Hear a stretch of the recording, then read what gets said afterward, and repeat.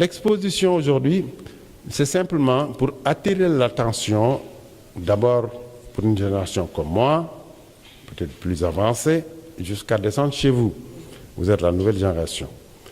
L'exposition a un sujet très important, c'est-à-dire c'est 2500 ans de création, de contribution scientifique, artistique et sportive. Enfin, je peins depuis toujours et j'ai commencé à exposer en 2012, ma première expo.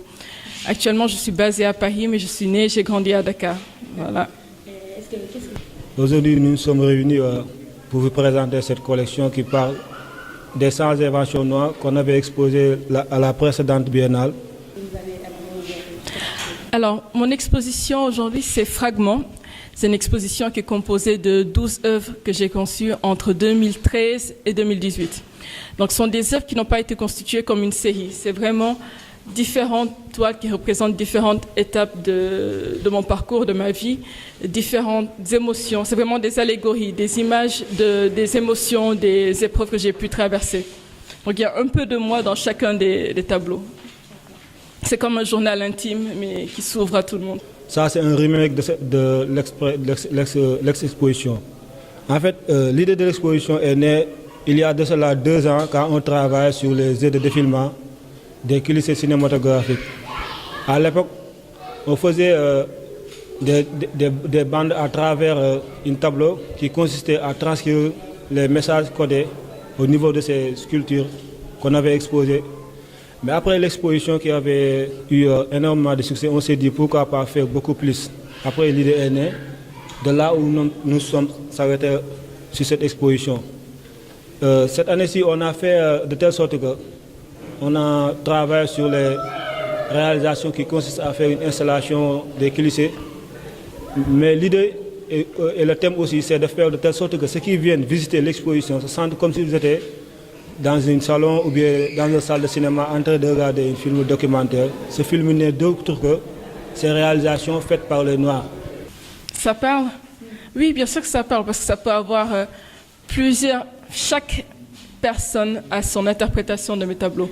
C'est pour ça que je préfère laisser libre cours à l'imagination des gens, que chacun puisse se reconnaître ou reconnaître une personne qu'ils connaissent dans ces tableaux-là. Ça n'a pas une seule interprétation, ça a plusieurs sens. Et c'est ça la magie de l'art, que chacun puisse se retrouver et voir plusieurs choses, des choses que moi-même je n'aurais pas imaginées. C'est ça la magie de l'art.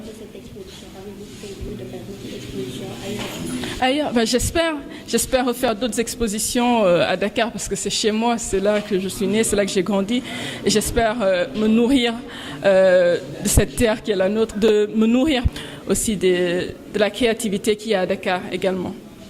Bien sûr, on a prévu de faire des tournées de sensibilisation sur ce thème à travers les établissements scolaires, Inch'Allah, pour permettre aussi à ce que je viens de dire aux étudiants et aux élèves de pouvoir aussi partager ces moments d'études envers eux.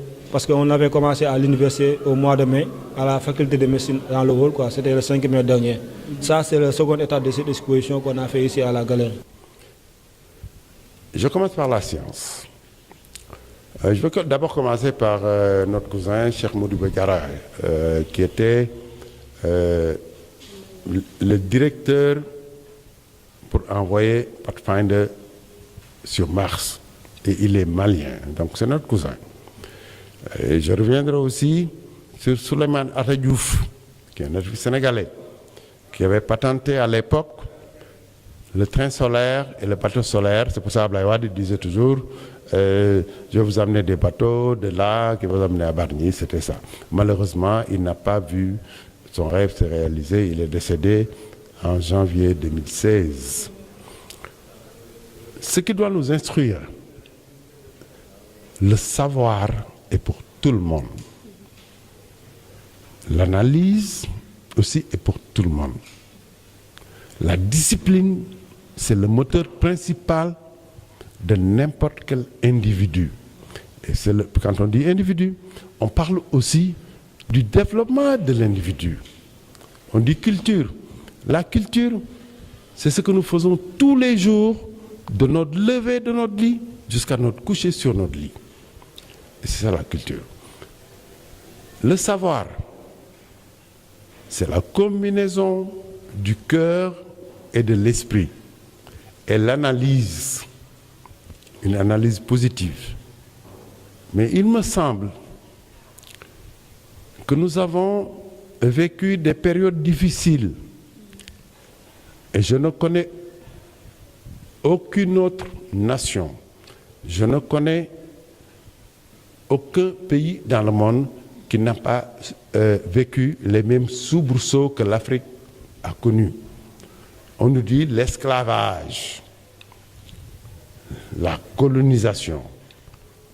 C'est une excuse qu'on nous vend. Et nous pensons que nous sommes, nous, des sous-hommes. Parce que nous avons été esclavés et nous avons aussi été colonisés. Mais tous les peuples du monde ont été esclavés et colonisés. Et la preuve, les deux dernières guerres, la première guerre, etc. Il est bon aujourd'hui que nous nous ressaisissions parce que l'analyse appartient à l'esprit. Et qu'aujourd'hui, il est bon, et je crois indispensable, opportun, que nous nous réveillons, que ce soit les Noirs du continent et notre diaspora. La preuve, nous avons des journalistes qui sont venus de la Martinique exclusivement pour assister aux événements, l'ouverture du musée des civilisations noires et notre exposition aujourd'hui. C'est pour montrer la maîtrise de notre devenir et de notre passé. Le fer, la naissance du fer, la technicité du fer, c'est l'Afrique. La technicité de la terre cuite, c'est l'Afrique. Tous les pharaons qui se sont passés, ils ont été embaumés par des Soudanais. Cheikh Anta l'a défendu. Aujourd'hui, on attribue l'origine souvent de ceci ou de cela.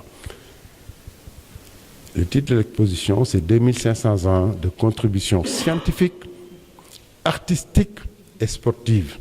Donc nous avons couvert tous les domaines d'un individu, c'est-à-dire la culture générale du monde. Et c'est ça l'excuse pour monter une exposition comme ça.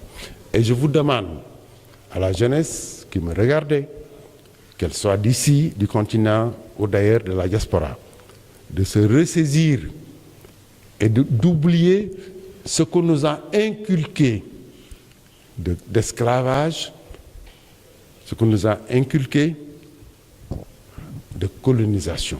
Tous les peuples du monde sont passés par là. Ce n'est pas un complexe.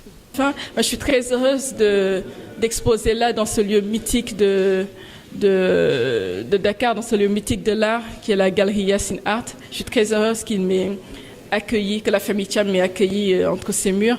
Il y a aussi une très belle exposition collective qui est ici à la galerie. Et je suis heureuse d'avoir été insérée, d'avoir été inclus dans cet événement, dans cette énergie aussi.